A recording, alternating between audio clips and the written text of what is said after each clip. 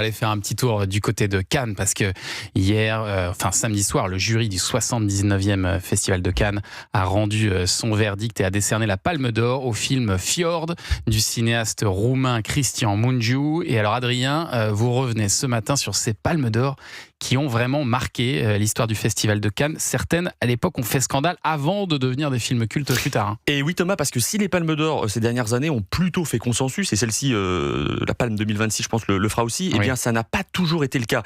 Cannes, ça reste le lieu des coups de gueule, des incompréhensions, des coups de sang. D'ailleurs on va commencer par un film que vous connaissez forcément. Écoutez. Bien sûr, de Quentin Tarantino. En 1994, il y a pile 32 ans, le film débarque sur la Croisette. Une Palme d'Or remise par le jury, présidée à l'époque par Clint Eastwood. Mais pour la petite histoire Thomas, le film, il est loin de faire l'unanimité. Si une partie des festivaliers sont totalement conquis par cet objet pop, d'autres décident de le siffler copieusement lors de la cérémonie de clôture. Ça s'arrête pas là. D'ailleurs, une spectatrice hurle même dans la salle, mais quelle daube. On n'imagine pas ça aujourd'hui.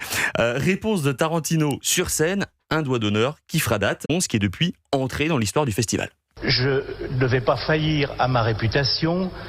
Je suis surtout content ce soir pour tous les cris et les sifflets que vous m'adressez. Et si vous ne m'aimez pas, je peux vous dire que je ne vous aime pas non plus.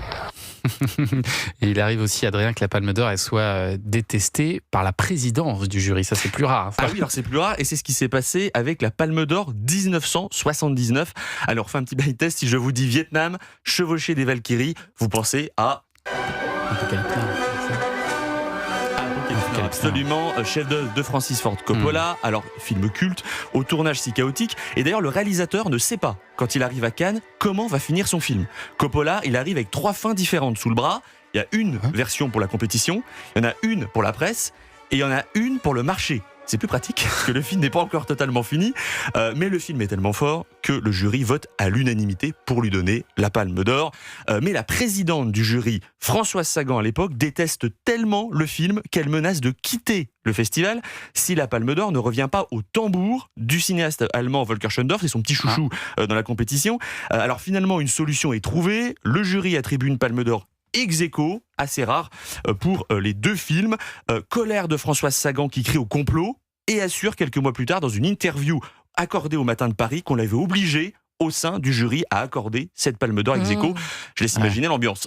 Si on regarde avec un peu le filtre du temps, quand même, Apocalypse Now a un peu plus marqué le cinéma que le tambour. Incontestablement.